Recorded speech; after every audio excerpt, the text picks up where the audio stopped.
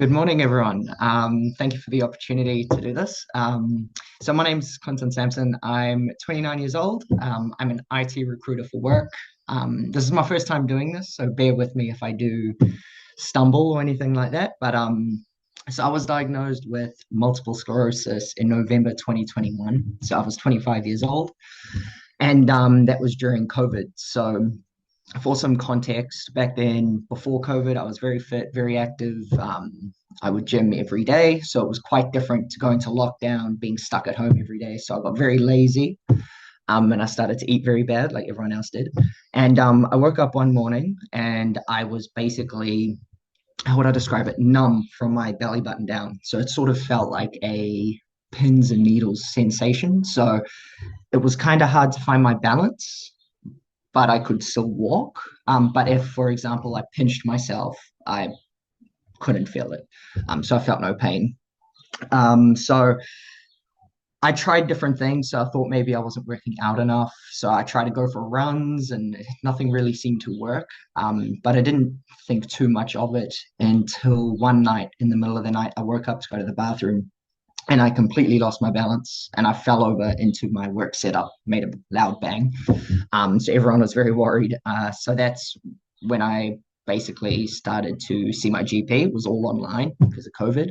And then basically no one could figure out what it was. I went through tests and scans, and it felt like a lifetime of doing different tests. And eventually, um, I was going to buy dinner with my now wife, and a doctor called me and he was like, "Okay, we figured it out. You have multiple sclerosis." And at that point, I'd never heard of it. So he basically said to me, "Please don't Google it. We will book you in an appointment. We'll teach you about it, talk to you through it, and please don't Google it." So I went home and I naturally Googled everything I could, without knowing the severity of or where my body was at, what stage. So I immediately got really scared, and my parents, my wife, everyone was quite scared. Um, and then I had an appointment, and I remember I saw Fiona, and she took me through everything. Again, admittedly, I was very scared, so I don't even know how much I took in that she told me. But it was very helpful. She gave me a lot of brochures, a lot of things I could read through, and I decided to go on Ocrevus. I thought that would be best for me. I had my first treatment, I think it was the start of 2022, and not long afterwards, I actually had my second MS attack. So that would have been around April 2022. Um, I woke up one morning and I had very blurry vision in my left eye. And I actually didn't think anything of it because I work an office job. I thought it was just a computer and I need glasses. And it kind of persisted. And I was like, okay, this doesn't seem quite right. So I emailed Fiona and she said to me, go see your GP. And then it felt like within 3 hours, I had eye tests done and I was on a steroid infusion. And that was very scary for me. Having no idea sort of what's happening, being quite new still to my diagnosis, trying to figure out what I have to do to be better. And all this happening was very scary. Um, but since then, I haven't had one attack. I do have fatigue quite often, when I work out, and I feel numbness every now and then, but it's nothing serious. But I do believe the Ocrevus has helped me, because I haven't had anything else come up since then. Um, I do my very best to stay fit and healthy, and I think I attribute a lot of that, my healthiness, I guess, to doing that. I gym 5 times a week. I follow a diet. What I can say about diets is I've tried everything, and I they're not easy to stick to. I found the easiest one for me. It has to be something that you can stick to and enjoy. So I kind of set myself. I have a set amount of calories and I just have to make sure I meet my nutrients, protein, and I find for me that gives me enough balance of eating healthy, but every now and then being able to treat myself. Um, for gym, I really struggled to gym by myself. I was too scared to push my body. I didn't know what I could and couldn't do. So one day we decided to do a group class, and it was awesome. Just being able to gym with other people who, you know, fit, healthy, very energetic. It really pushed me to be better, and I found that was the best way for me to stay active. Um, I keep a very close eye on my body and the way it feels. Uh, you, Fiona can attest. I used to email her with every weird feeling I had, whether it was a slight bit of numbness, vision, whatever it was. And I think that's really prepared me for where I'm at now. It's better to ask the question and get the answer than to leave it. So I did that. I don't know if it was annoying, but I had to do what I had to do, is the way I saw it. It's Um, definitely not annoying. There's no such thing as a stupid question. every single, I feel like it was almost every month I That's what was I'm here emailing. for. I love it. um, it took me until March this year, so since 2021 to March this year, to basically come to grips with what I have, where I'm at, uh, what I can do to be better. And at that point, I made the decision that I want to try and help people. I want to try and raise awareness. I want to do everything I can to help people like me.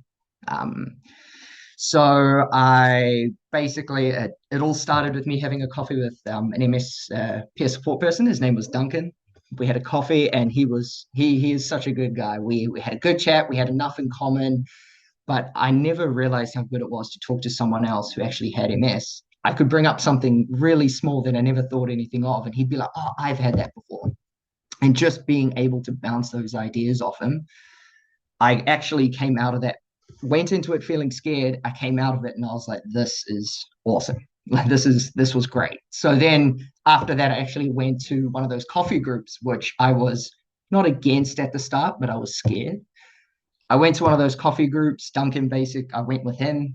He took me in. He made sure I was comfortable, introduced me to everyone. And again, it was another situation where I walked out of there thinking, that was awesome. Like, I wish I had the confidence to do that earlier. And again, from that point, I was like, I want to do this for people. Like, if I can talk people through what they're going through based on my experience and even help them a little bit, that's awesome. In terms, I also want to try and raise awareness. So things like I've partnered with my gym, where I put a video on Instagram where I was basically talking through my MS journey and how staying fit and healthy has helped me.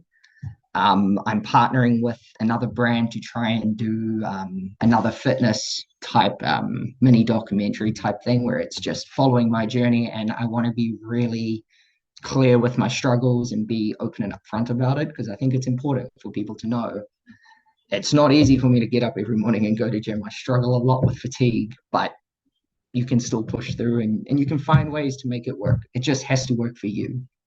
Um, so I think through everything, my main learnings and the main things I wish I kind of, well, I probably did know at the start, but it's hard to get my head around, was staying fit and active, but find a way to make it work for you.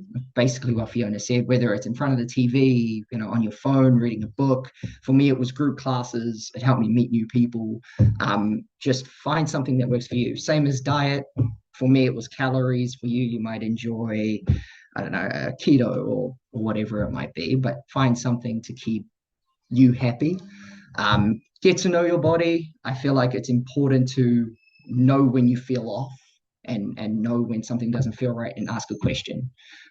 If it is something that's not right, Fiona and Azilla, sorry, they come back really quickly. And even if it's a nothing, then your mind's at ease and you're no longer stressing. Um, what works for me as well might not work for you. Just because this is my story, don't take what I'm saying and try and change your whole life. Trial things. Don't be afraid to find something that doesn't work and try something else. Something super important as well. Just remember you're not alone. There are so many people around you that care for you.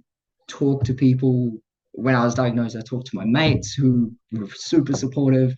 I've been open with it at my gym. Everyone's supportive. Everyone's there for you. And also remember, the support people around you also are worried for you. So try and be a little bit caring towards them as well. I feel like that's important. And just use what MS Auckland has. They have the support group, support people. find people to talk to. It's great. Even I went and saw Andy, who's a MS Auckland counselor, and I saw her 2 or 3 times just to figure out if I'm doing things right. And it took her basically saying, "Yeah, you're doing great," and that felt amazing to just hear that, just to know I'm doing the right thing. I think that's important. And just lastly, I want to thank the people around me for their support. Everybody here. I might have not met you before, but I think as a group, we're strong and we can get through anything. So I think my parents, my wife, my friends, everyone has helped me push through and get to the point where I'm at now. So yeah, that's sort of my story. If anyone has any questions, more than happy to answer them. Sorry, but yeah, that's sort of my story. Clinton, thank you so much. Your story was really honest and raw, and it's really brave of you to do that. And I think your kind of insight and reflection, I think, is incredible. That you can look back on the last 4 years with that kind of wisdom. Thank you. That's Amazing. Thank you.